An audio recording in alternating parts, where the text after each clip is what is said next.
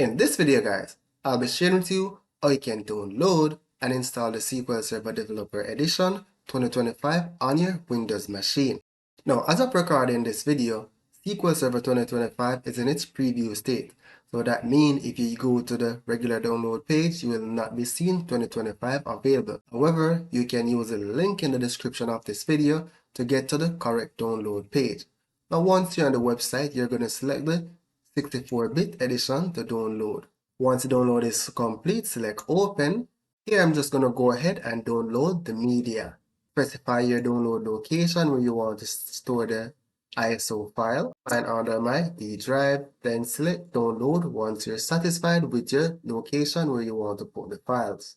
Now of course the download time is dependent on the speed of your internet. So far, I'm 1 minute in and it's still downloading at 142 megabytes per second. Now, once the download is completed, go ahead and open folder ISO file and then scroll down and launch the executable file. Select installation on the home page and then select new standalone installation. Now, here's where you're going to specify the edition of SQL Server that you need to download. So from the drop down, you can go ahead and select the Developer Edition. Now you can choose between Enterprise or Developer. That is a big change in SQL Server 2025. Previously, you only had the standard version of the Developer Edition.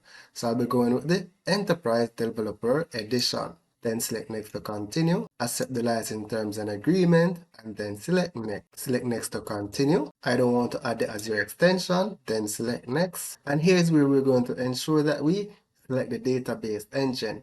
If you wanted other features of SQL Server, then you can go ahead and set it up. So here I'm going to select next to continue. Now here I can choose to set an instance name or go with the default. I'm going to be using a named instance. So it's going to be MS 2025 and that will automatically update the instance ID as well. Then select next to continue. Now before I select next to continue, you'll see that I already have an existing instance installed, which is running the SQL Server 2022. So here I'm going to select next. Now here's where you choose the service accounts that you want to run your SQL Server services. Now within an organization, you want to use an Active Directory domain account. But for the sake of this tutorial, right, you can go ahead and use the default service account. Now the starter types, I'll be changing this to manual, really because I don't want SQL Server to start whenever my laptop starts. But when setting up a server like for an organization, you definitely want to have the SQL Server agent and the database engine to start automatically. If you need to set a default, if you need to change the database collation, you can change it on this tab.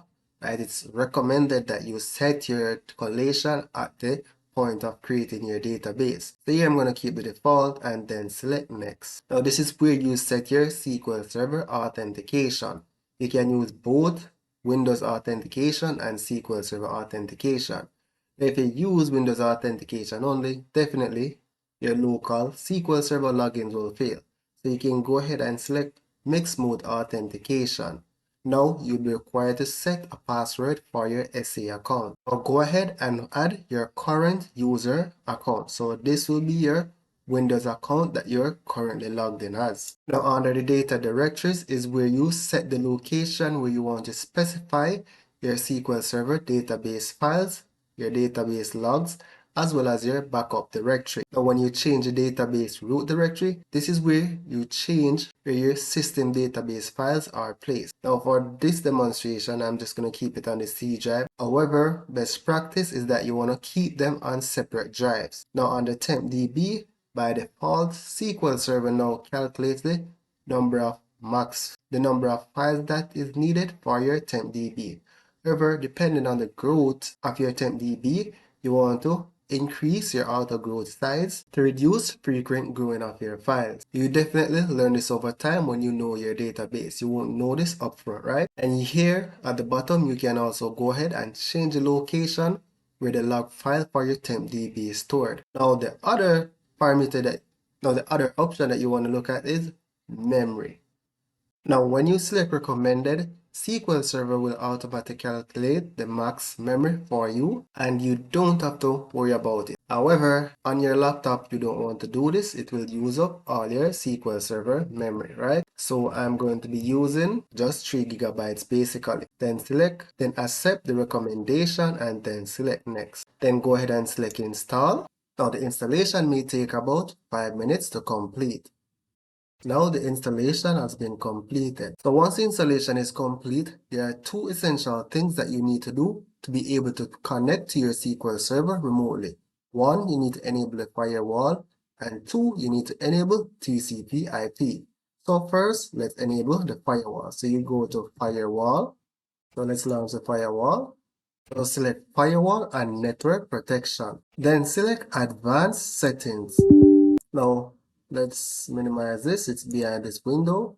Then what you're going to do is create an inbound rule to allow port 1433. So you're going to right click and select new, select port, then select next, specify 1433, then select next, and then allow the connection and select next. Select next to continue. Then here we're just going to give the firewall rule a name, SQL 2025, and you can add an optional description, then select finish. Now you're going to launch the configuration manager. Now once you're in the SQL Server configuration manager, you're going to expand SQL Server network configuration, ensure it's the one without the 32-bit, and then select protocols for SQL Server MS 2025. Well, I actually have an extra 0 here, that's a typo, right? And in your case, it's whatever your instance name is, or if it was a default, then you'll see MS SQL Server.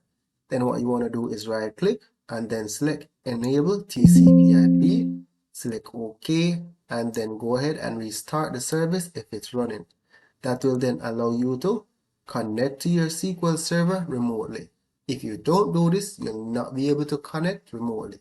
And guys, I have an excellent SQL Server Database Administration course on Udemy. You can go ahead, check it out, and give me your support. I'll definitely appreciate it. So that's it for now. Thank you for watching and see you in the next video.